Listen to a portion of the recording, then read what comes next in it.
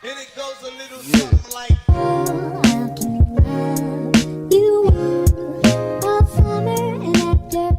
Hey guys, welcome back to my channel, and if you're new here, I'm Chelsea, and in today's video we're going to be talking about the top 5 misconceptions of endometriosis. I should probably rephrase that and say my top 5 misconceptions about endometriosis, because this is just purely based on my experience and what I've seen. And if I can put them on the screen, they should pop up like here.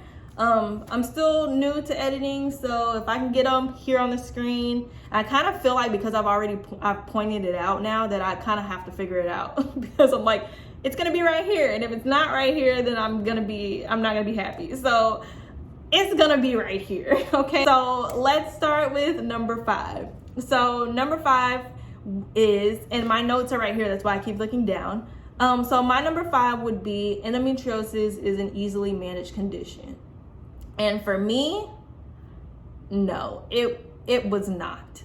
Typically, outside of having surgery, whether you have the ablation or the excision surgery, other than that, it's usually birth control or pain medicine. And for me, my first option that was given to me was birth control. And it kind of was, for me, not really worth it. Like at the time, I wasn't trying to prevent birth. Like the pain wasn't a good enough reason for me to be on birth control. And especially for me personally, the pros and the cons of birth control itself, I didn't allow myself to use that as an option, if that makes sense.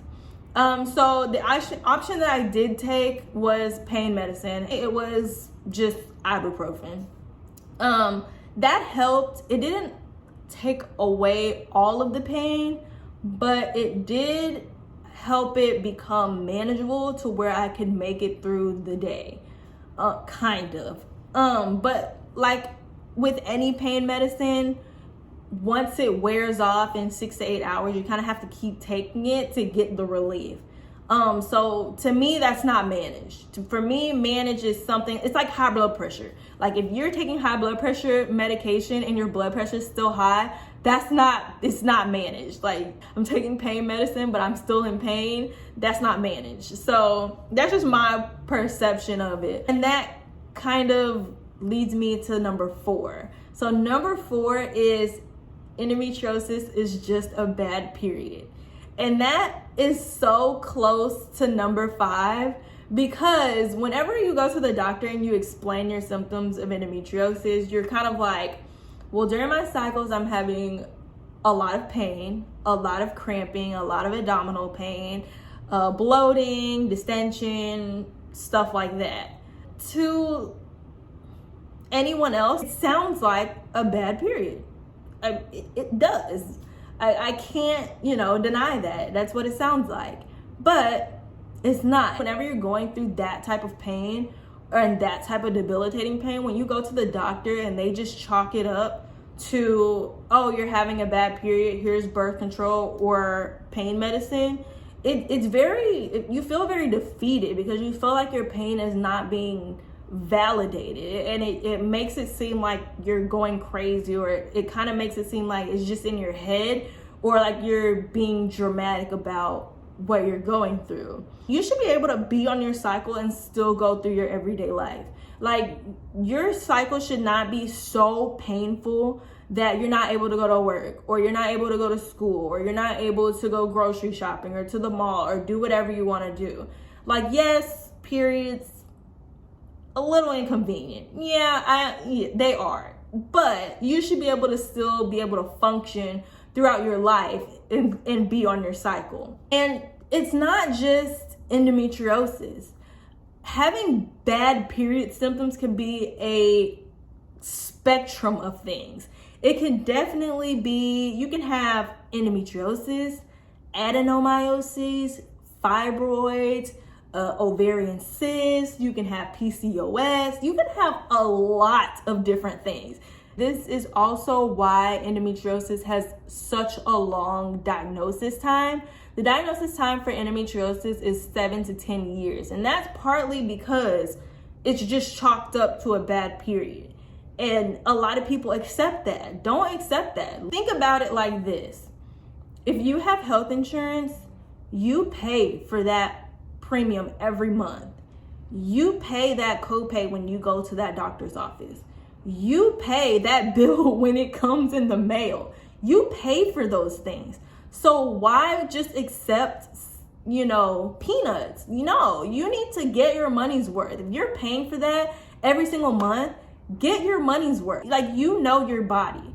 Like, you may not think that you know your body, but you know your body. You know what's right and you know what's wrong with your body. You've been living in it long enough to know when something is off. So if you feel like something is off, push to figure out what it is. You pay for that stuff. That comes out of your pocket. It should benefit you. Doctors are not these people on high pedestals. I'm a chiropractor. I'm a doctor. I have a chronic condition. I've been blown off by doctors. And you know what? I've never gone back to that doctor again. I went to another one and I kept going to doctors until I found one that would listen to me and validate my pain. You should not go to a doctor to where you don't feel validated in what you feel.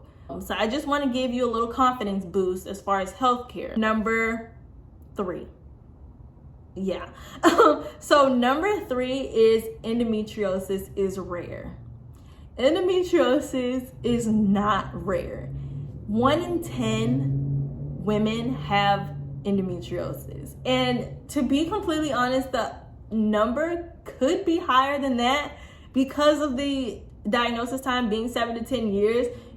Some people can go through their whole life of their cycle and never even know that they have endometriosis. And because a lot of people aren't diagnosed yet, that number can definitely be higher. You can know somebody who has endometriosis right now and not even know it, and they not even know it. Pain is not a measurement of how bad endo is. You can have somebody with stage 4 endometriosis.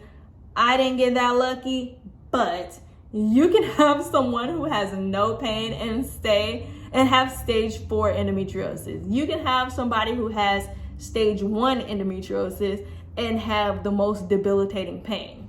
I shouldn't say lucky, because if I didn't have pain, I wouldn't have found out. So number 2 would be endometriosis has a cure. Endometriosis does not currently have a cure. They're not even 100% sure what causes it.